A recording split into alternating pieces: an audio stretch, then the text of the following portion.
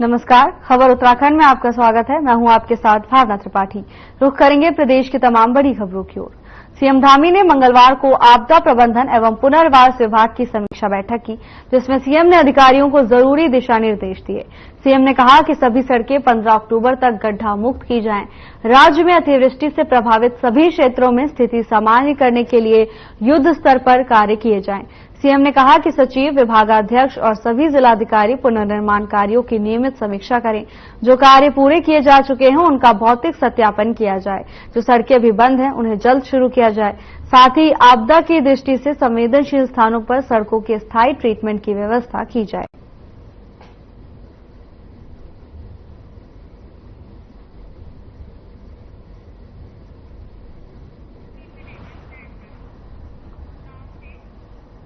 अयोध्या में विराजमान भगवान श्री रामलला का दिव्य विग्रह देवभूमि की विश्व विख्यात एपड़ कला से सुसज्जित शुभ वस्त्रम में सुशोभित हुए।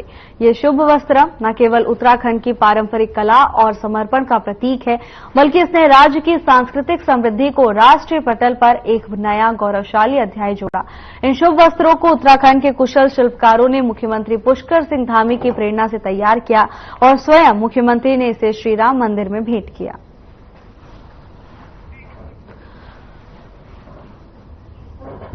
देहरादून श्री रामलला को शुभ वस्त्रम समर्पित किए गए।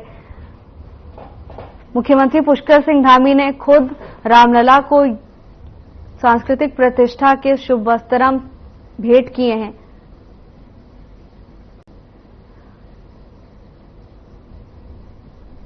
मुख्यमंत्री पुष्कर सिंह धामी ने शुभ वस्त्रम श्री रामलला को भेंट किए।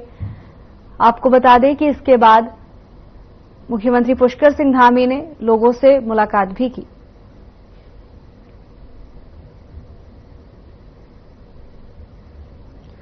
प्रदेश की सांस्कृतिक प्रतिष्ठा का प्रतीक शुभ वस्त्रम, जिसे मुख्यमंत्री पुष्कर सिंह धामी ने अयोध्या में विराजमान श्री रामलला को समर्पित किए, तो वहीं इसके बाद से ही सांस्कृतिक प्रतिष्ठा में बढ़ोतरी देखने को मिल रही है। मुख्यमंत्री ने खुद अयोध्या पहुंचकर श्री रामलला को शुभ वस्त्रम भेंट किए। मुख्य सचिव राधा रतूड़ी का सेवा विस्तार खत्म होने की उल्टी गिनती शुरू हो गई है। 30 सितंबर को उनका 6 महीने का कार्यकाल समाप्त हो जाएगा। इस बीच सियासी हलकों से लेकर सत्ता गलियारों में रतूड़ी को फिर सेवा विस्तार देने की चर्चाएं गर्म हैं। हालांकि अगर उन्हें सेवा विस्तार नहीं मिलता है तो वरीयता पर अपर मुख्य सचिव आनंद वर्धन राज्य के नए मुख्य सचिव हो सकते हैं।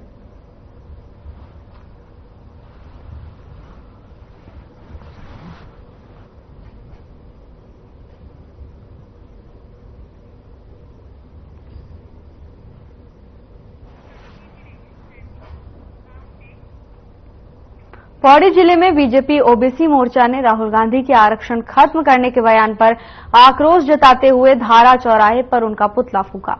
कार्यकर्ताओं ने चौराहे पर एकत्रित होकर नारेबाजी की और विरोध जताया। इस दौरान कार्यकर्ताओं ने राहुल गांधी का पुतला दहन कर आक्रोश जताया। अपने 2 दिवसीय गढ़वाल भ्रमण कार्यक्रम के दौरान पौड़ी पहुंची राज्यसभा सांसद डॉक्टर कल्पना सैनी ने बताया कि कांग्रेस पहले तक बीजेपी पर आरक्षण खत्म करने का आरोप लगाती थी। वहीं विदेश में जाकर अब राहुल गांधी आरक्षण खत्म करने का बयान दे रहे हैं, जिसकी भारतीय जनता पार्टी घोर निंदा करती है। उन्होंने कहा कि राहुल गांधी अपने बयानों में कई बार प्रधानमंत्री पद की गरिमा को भी ठेस पहुंचाते हुए नजर आते हैं। इस मौके पर ओबीसी मोर्चा के साथ बीजेपी कार्यकर्ताओं ने देश के नेता प्रतिपक्ष राहुल गांधी के खिलाफ जमकर नारेबाजी की।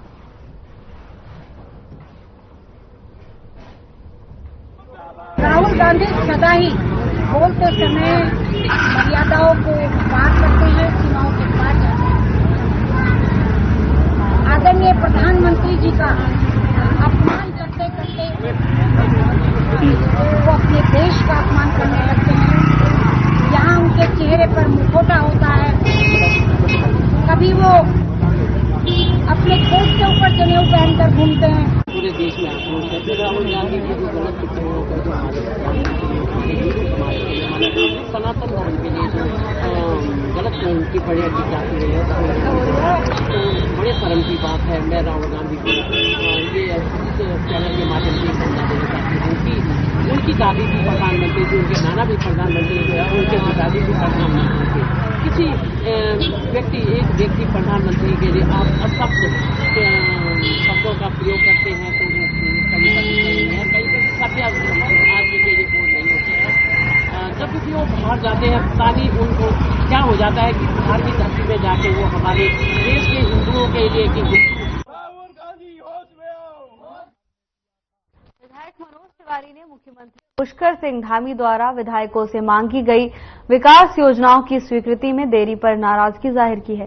अल्मोड़ा में आयोजित प्रेस वार्ता के दौरान तिवारी ने कहा कि मुख्यमंत्री ने प्रदेश के सभी 70 विधायकों से 10-10 विकास योजनाओं का प्रस्ताव मांगा था। हालांकि 2.5 साल बीत जाने के बाद भी अल्मोड़ा के लिए केवल 3 योजनाओं की ही स्वीकृति मिल पाई है। विधायक तिवारी ने विशेष रूप से पेयजल और हार्ट केयर सेंटर जैसी महत्वपूर्ण योजनाओं का उल्लेख करते हुए इनकी जल्द स्वीकृति और वित्तीय मंजूरी की मांग की है। उन्होंने ये भी चेतावनी दी है कि अगर जल्द ही इन योजनाओं को मंजूरी नहीं दी गई तो वो आंदोलन और धरना प्रदर्शन करने पर मजबूर होंगे। देखिए, माननीय मुख्यमंत्री जी ने हमसे 10-10 योजनाएं मांगी थी, सारे विधायकों से, 70 के 70 विधायकों से। हमने प्राथमिकता में अपने अल्मोड़े की पेयजल समस्या को देखते हुए भविष्य की अल्मोड़ा सरयू सेराघाट पेयजल योजना, इसके अलावा हार्ट केयर यूनिट, इसके अलावा स्पोर्ट्स कॉलेज हो गया, इसके अलावा मिनी स्टेडियम्स हो गए, इसके अलावा हमारी अन्य जितने भी हैं इंजीनियरिंग कॉलेज, इनको दिया था। और उसमें 2.5 साल व्यतीत होने के बावजूद भी अभी मात्र 3 योजनाओं को स्वीकृति माननीय मुख्यमंत्री जी द्वारा दी गई है, वो भी, और अन्य योजनाएं अभी पाइपलाइन पे। हमारी मांग है, प्रदेश सरकार से हमारी मांग है माननीय मुख्यमंत्री से कि जिन बातों को उन्होंने कहा है उनमें जो महत्वपूर्ण है, अल्मोड़ा सरयू सेराघाट पंपिंग पेयजल योजना, Almora sports college, Almora engineering college और इसके अलावा जो अन्य है हमारे जो योजना है, उनको तत्काल स्वीकृत करें। पौड़ी के खिरसू ब्लॉक कार्यालय परिसर में संकल्प दिवस के अवसर पर कार्यक्रम आयोजित कर विभागीय स्टॉल लगाए गए। इस मौके पर कांग्रेस के पूर्व प्रदेश अध्यक्ष गणेश गोदियाल ने शिरकत की। ब्लॉक परिसर में इस दौरान कृषि, पर्यटन, उद्योग, समाज कल्याण, खाद्य स्वास्थ्य, बाल विकास, राजस्व, पशु एवं उद्यान और श्रम विभाग आदि के स्टॉल भी लगाए गए। साथ ही इस दौरान बड़ी संख्या में पहुंचे लाभार्थी ग्रामीणों को लाभान्वित किया गया।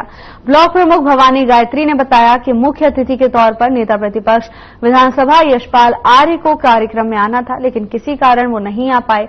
उन्होंने बताया कि भारत रत्न संविधान निर्माता डॉक्टर भीमराव अंबेडकर द्वारा समता मूलक समाज की स्थापना दिवस 23 सितंबर को संकल्प दिवस के रूप में मनाया गया, जिसमें विभिन्न विभागीय स्टॉल लगाकर सरकार की जन कल्याणकारी योजनाओं के साथ साथ योजनाओं के लाभार्थियों को भी लाभान्वित करने का काम ब्लॉक मुख्यालय परिसर में किया गया। बाबा साहेब आम्बेडकर सिर्फ एक नाम न होकर एक विचार, जो विचार लोगों को समानता का अधिकार देता है, जिस विचार के साथ लोगों को एक नई उम्मीद देती है, वो बाबा साहेब आम्बेडकर। और अच्छी बात है कि हमारी प्रमुख जी के प्रयास से यहाँ पर ये मूर्ति लगी। हम उनके इस प्रयास का बहुत बहुत अभिनंदन करते हैं, उनका स्वागत करते हैं।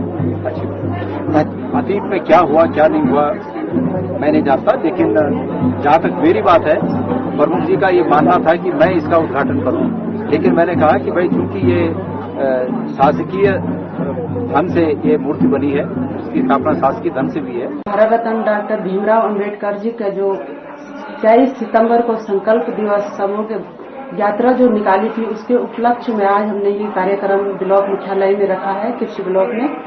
तो उस संकल्प के दिवस पे अब ये कार्यक्रम बहुत ही भव्य रूप से मनाया जा रहा है। और ये हमारा पहला ब्लॉक है 15 ब्लॉकों में से कि जो मैंने यहाँ पे भीमराव अंबेडकर जी की मूर्ति की स्थापना की है। देखो, इसमें नेता प्रतिपक्ष यशपाल आर्य जी से हमारी वार्ता होती रही है कई टाइम, 1 महीने से हमारी ये चल रही थी वार्ता कि मैं पहुंचूंगा, पर किसी कारणवश वो अभी कल तक भी यही अपेक्षा थी कि नेता प्रतिपक्ष हमारे यशपाल आर्य जी कृषि ब्लॉक आएंगे, पर किसी कारणवश वो नहीं आ पाए। तो हमारे गणेश गोदियाल जी यहाँ पे, हमारे जो पूर्व प्रदेश अध्यक्ष, बहुत ही लोकप्रिय नेता हैं, तो वो यहाँ पे पहुंच गए हैं। टेक होम राशन के एनसीसीएफ को दिए जाने का स्वयं सहायता समूह की महिलाओं ने विरोध जताया है। महिला कांग्रेस की प्रदेश अध्यक्षा ज्योति रौतेला ने इस मामले को लेकर कांग्रेस मुख्यालय में प्रेस कॉन्फ्रेंस की। उन्होंने बताया कि सरकार के इस फैसले को लेकर 25 सितंबर को सचिवालय के बाहर प्रदर्शन किया जाएगा।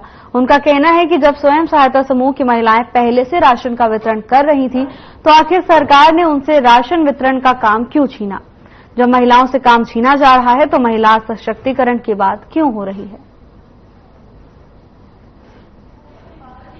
ये बोलना चाहती हूँ, एक तरफ लगातार सरकार लखपति दीदी के इवेंट करा रही है, उनको सर्टिफिकेट बांट रही है।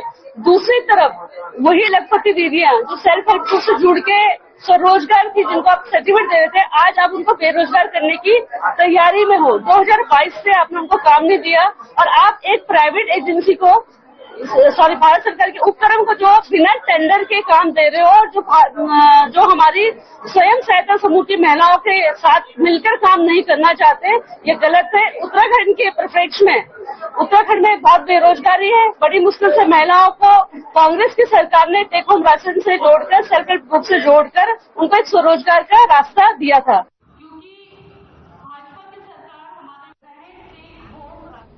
खटीमा तहसील क्षेत्र के ग्राम सुनपहर मेहरबान नगर के ग्रामीणों ने तहसीलदार हिमांशु जोशी के माध्यम से प्रधानमंत्री को एक ज्ञापन प्रेषित कर देहवा नदी की तबाही से बचाने की मांग की है। ज्ञापन के अनुसार नानक सागर से निकली देहवा नदी ग्राम सुनपहर मेहरबान नगर की लगभग 85% कृषि योग्य भूमि क्षतिग्रस्त होकर नाकाबिले काश्त हो गई है तथा वर्तमान समय में देहवा नदी से सुनपहर मेहरबान नगर को जबरदस्त खतरा बना हुआ है। ग्रामीणों ने बताया कि काफी लंबे समय से देहवा नदी तबाह कर रही है। देहवा नदी के प्रकोप से लगभग 85% भूमि धरी जमीन क्षतिग्रस्त हो गई। ग्रामीणों ने प्रधानमंत्री को ज्ञापन प्रेषित कर ग्रामीणों की जान माल की सुरक्षा हेतु देहवा नदी से अविलंब बचाने की गुहार लगाई है।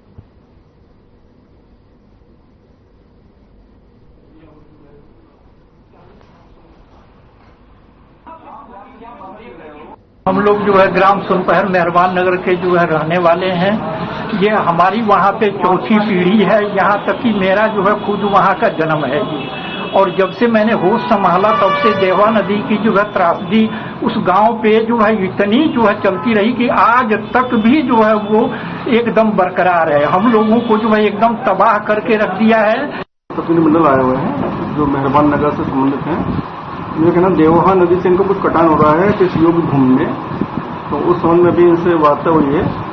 ये मामला पहली बार संज्ञान में आया है, तो इसमें संबंधित विभाग, सिंचाई विभाग इसमें कार्य कर सकता है संभावित, तो उनको हमने बुलाया हुआ है। तो हम 1-1.5 घंटे में वो मौके पर जाएंगे और जो भी समाधान होगा तत्काल इस पर कार्रवाई प्रारंभ करेंगे।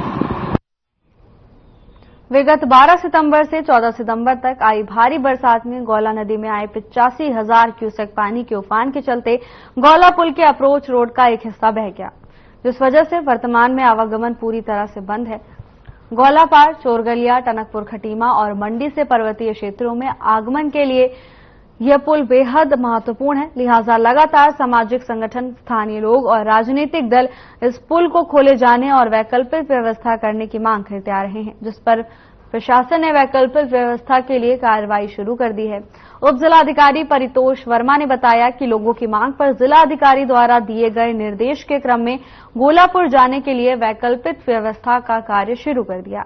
अगले 2-3 दिनों में ह्यूम पाइप लगाकर वैकल्पिक रास्ते को बना दिया जाएगा, जिस पर यातायात की व्यवस्था को फिर से सुचारू किया जाएगा। इसके साथ ही स्थायी समाधान के साथ गौला पुल में टेक्निकल टीमों के इनपुट्स के हिसाब से कार्य योजना तैयार की जा रही है।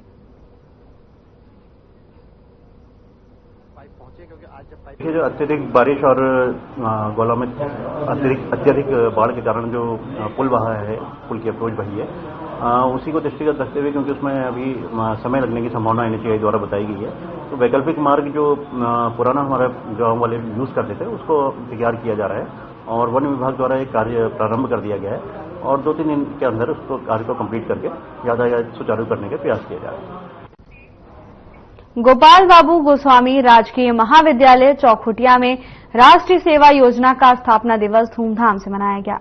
राष्ट्रीय सेवा योजना प्रभारी ज्योति राणा के नेतृत्व में संगोष्ठी सांस्कृतिक कार्यक्रम एवं स्वच्छता ही सेवा अभियान के अंतर्गत स्वच्छता कार्यक्रम करवाया गया। महाविद्यालय की प्रभारी प्राचार्य डॉक्टर सविता पांडे ने अपने संबोधन में कार्यक्रम की सराहना करते हुए एनएसएस प्रभारी ज्योति राणा एवं समस्त छात्र छात्राओं व महाविद्यालय के प्राध्यापकों को स्थापना दिवस की बधाइयां दी।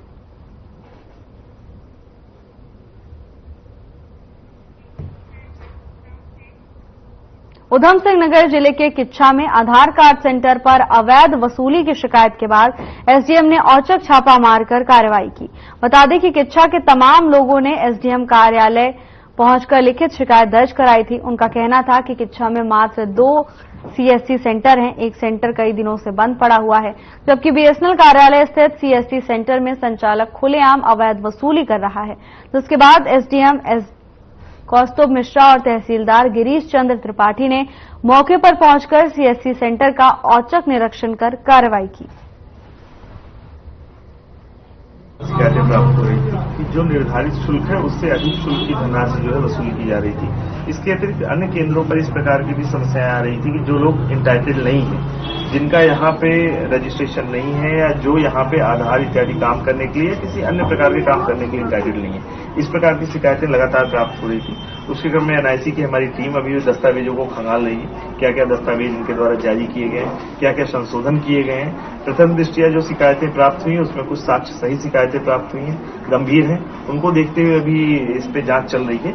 इसके उपरांत जो भी तथ्य सामने आएंगे उसके हिसाब से कार्रवाई। मंगलौर क्षेत्र के थितकी गांव में सरकार जनता के द्वार कार्यक्रम आयोजित किया गया, जिसमें हरिद्वार जनपद के जिलाधिकारी कमेंद्र सिंह ने जनता की समस्या सुनी और मौके पर ही संबंधित अधिकारियों को समस्याओं का निपटारा करने के निर्देश दिए। तो वहीं कार्यक्रम में गैर हाजिर रहे अधिकारियों पर भी जिलाधिकारी ने नाराजगी जताई। इस मौके पर जिलाधिकारी ने कमेंद्र सिंह बताया कि सरकार आपके द्वार कार्यक्रम के तहत गांव-गांव जाकर ग्रामीणों की समस्या को सुना जा रहा है, जिससे जनता की समस्याओं का समाधान किया जा सके।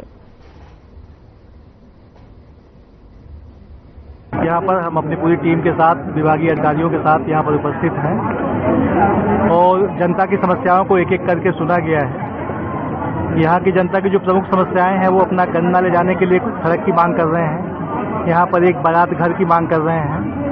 चकबंदी में काफ़ी विलम्ब हुआ है, उससे थोड़े व्यथित हैं। निर्देश दिया गया है कि 2-3 महीने के अंदर रिकॉर्ड फाइनल करके तहसील को सौंप दिए जाएं। और कुछ सड़कों पर अतिक्रमण की बात बताई गई है, उसको हटाने के निर्देश दिए गए हैं। गांव का जो पानी है उसको बह के कहीं जाने का एक स्थान कोई है, वहां पे जोहर जैसे स्वरूप में है, उसको थोड़ा और गड्ढा करने की आवश्यकता है, सौंदर्यीकरण करने की आवश्यकता है, जो इन लोगों ने बताया है। उधम सिंह नगर पुलिस को बड़ी सफलता हाथ लगी है। पंतनगर सिडकुल क्षेत्र में मारपीट कर मोबाइल लूटने वाले गिरोह का पर्दाफाश करते हुए एक नाबालिग समेत 4 लुटेरों को गिरफ्तार किया है। पुलिस ने 12 मोबाइल बरामद किए, साथ ही आरोपियों को न्यायालय में पेश करने की कार्रवाई शुरू कर दी है। एसपी सिटी मनोज कुमार कतियाल ने खुलासा करते हुए बताया कि सिडकुल क्षेत्र में लोगों से मारपीट कर मोबाइल लूटने की घटनाएं हो रही हैं।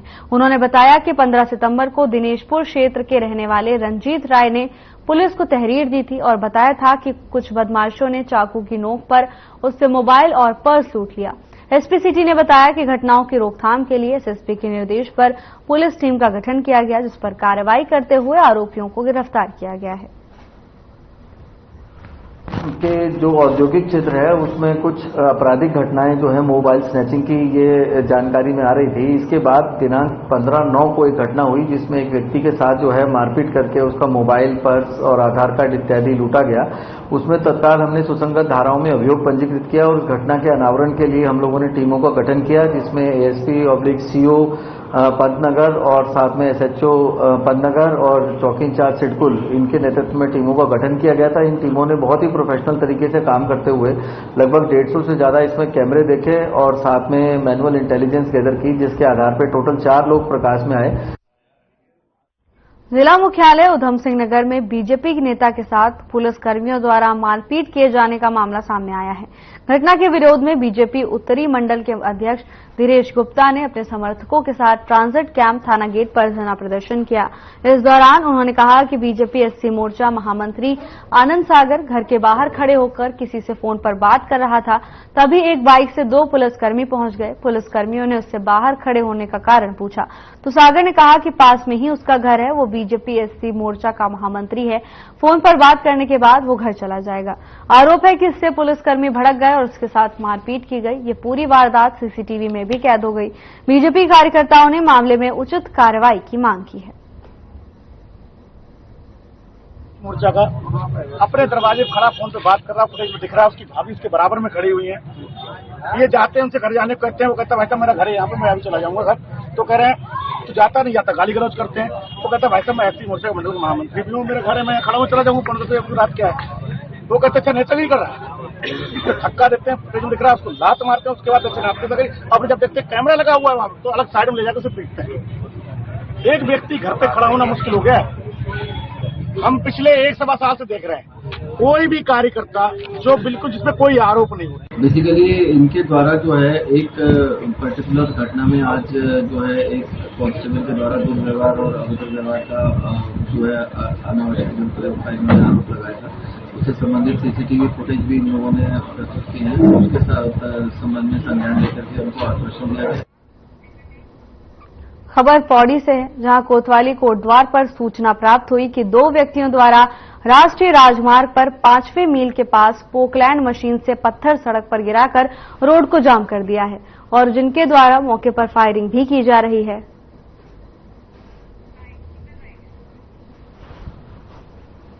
आज सुबह थाना कोटद्वार में एक शिकायत हमारे पास प्राप्त हुई थी, जिसमें ये बताया गया कि 2 व्यक्ति जो कि ठेकेदार के रूप में कार्यरत हैं, इन दोनों व्यक्तियों के द्वारा अपने लाइसेंस वेपन के साथ हवाई फायरिंग की गई है और जो पौड़ी कोटद्वार राजमार्ग है उसको बाधित किया जा रहा है, जिसका संज्ञान लेते हुए मौके पर खबर उधम सिंह नगर जिले के किच्छा से है, जहां चेकिंग के दौरान किच्छा कोतवाली पुलिस को बड़ी सफलता हाथ लगी।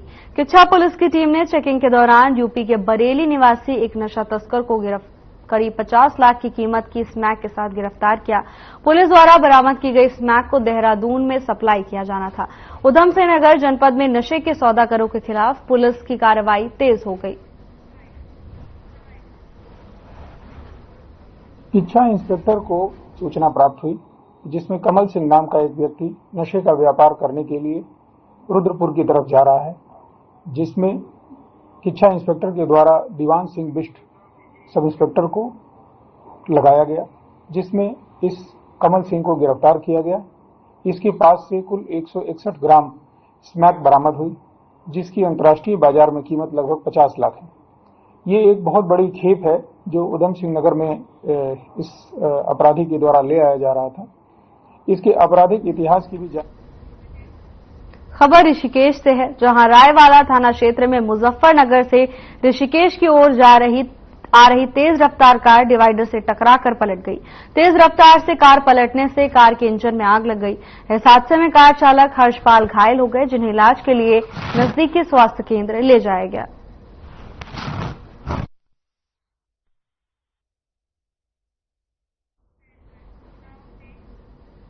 गदरपुर के कुंदनपुर गांव में एक 35 वर्षीय युवक का आधा जला हुआ शव मिला है।